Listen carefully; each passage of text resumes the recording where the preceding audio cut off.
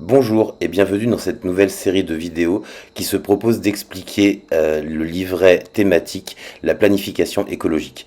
Nous avons besoin de tous. S'il vous plaît, abonnez-vous, s'il vous plaît, mettez des pouces, s'il vous plaît, commentez et partagez massivement cette vidéo. Amitié insoumise. Bonjour et bienvenue dans cette nouvelle vidéo de la chaîne YouTube La République, c'est nous.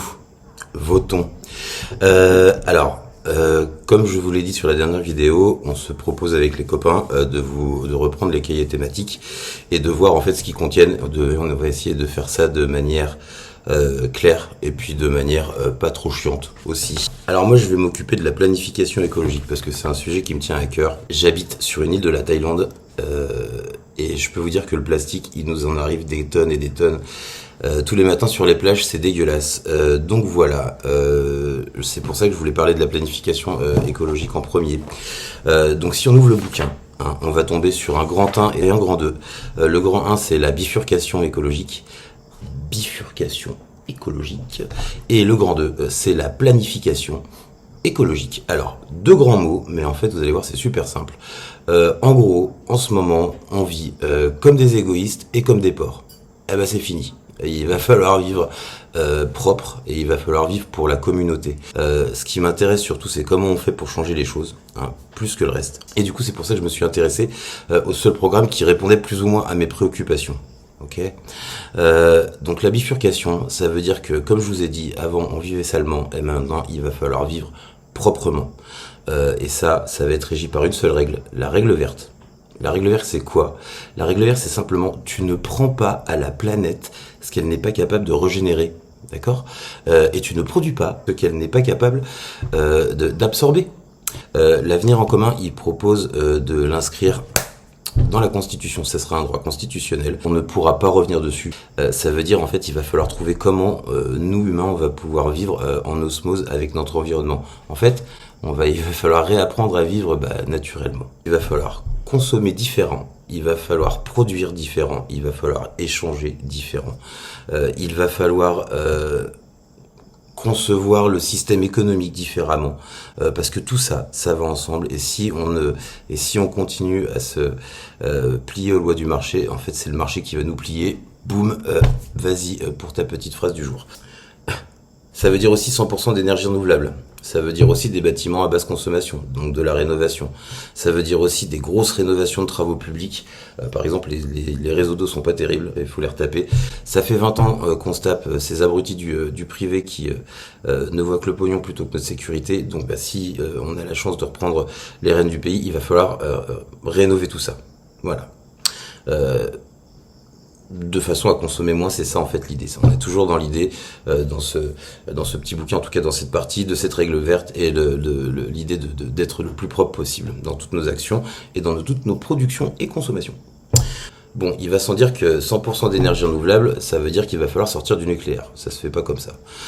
Ça va se faire petit à petit et ça va demander un effort national énorme et un effort de coordination un peu extraordinaire. Alors oui, ça va coûter du pognon, mais en même temps, on va aller le prendre à ceux qu'on a, les riches. Je pense qu'on est tous d'accord. Hein, donc ça me pose aucun problème moral.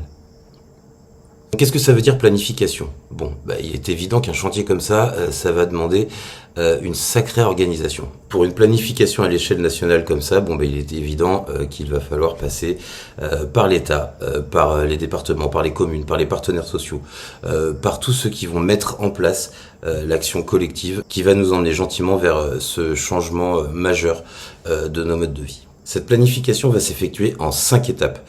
Alors, la première étape, c'est définir une ligne directrice. On l'a dit, c'est la règle verte. On ne prend pas plus à la terre que ce qu'elle peut produire. On ne produit pas plus que ce qu'elle peut absorber. C'est pas facile à dire, mais l'idée, faut la comprendre. Donc ça, c'est la première chose. En fait, ça va être le logiciel de pensée. À chaque fois qu'on va faire une action, on va penser règle verte. On va penser de faire attention à l'environnement. Et on va penser durable. Si ça c'est pas une solution, en tout cas si c'est pas un bel espoir, moi je sais pas comment vous appelez ça. Qui propose ça? Personne. Allez. Une deuxième étape, on va repenser les indicateurs de progrès humain. Le progrès technique ne sera plus le seul progrès, mais on aura aussi un progrès de relation vis-à-vis de notre environnement. Et ça, je pense que c'est quand même essentiel. La troisième étape va s'intéresser aux partenaires de la planification. Alors c'est simple, hein, le chef d'orchestre, c'est l'État. Juste en dessous, on va avoir les départements, les communes, mais aussi les entreprises, d'accord, et les syndicats. En gros, c'est un projet national qu'on est en train de proposer là. La quatrième étape va se poser la question de comment parer à l'urgence. Alors, la France est dans un état plutôt pitoyable.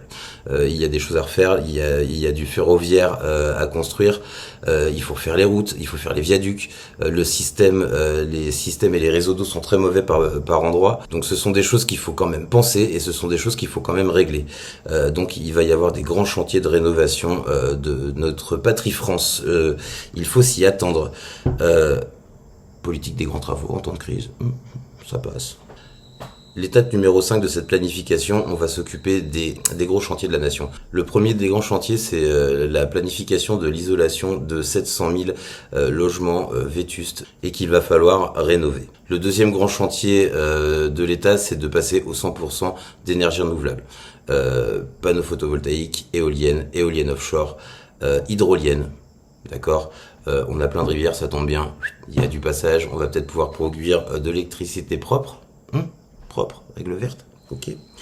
Et puis, il va falloir aussi investir massivement dans le ferroviaire parce que oui, les cocos, peut-être qu'il va falloir réfléchir aussi à un moment donné à nos véhicules personnels. Ça pique, hein. Donc voilà pour ce que disait ce petit manuel pour la partie 1 et 2, donc pour la bifurcation et pour la planification écologique. J'espère que vous avez compris ce que j'ai baragouiné. Si vous n'avez pas tout compris, n'hésitez pas à nous poser des questions en commentaire. Alors, s'il vous plaît, on a besoin de vous. Partagez-moi cette vidéo, d'accord? Parce que ces idées, il faut absolument les diffuser au maximum. C'est notre dernière chance d'agir collectivement et puis d'agir dans le bon sens. Donc, bougez-vous et allez voter, d'accord? Rappelez-vous, la République, c'est nous. Votons. Nous choisissons pour notre propre destin, s'il vous plaît. Voilà, j'espère que vous avez aimé cette vidéo. Encore une fois, partagez, mettez des petits pouces, faites-nous monter en vue, qu'on ait de la visibilité un peu partout pour porter ces idées-là et pour enfin qu'on se casse du marasme dans lequel on est depuis des années avec tous ces cons. Allez, salut! Si tu aimes notre travail, n'oublie pas de t'abonner, n'oublie pas de mettre un petit pouce, n'oublie pas de partager massivement. Amitié insoumise.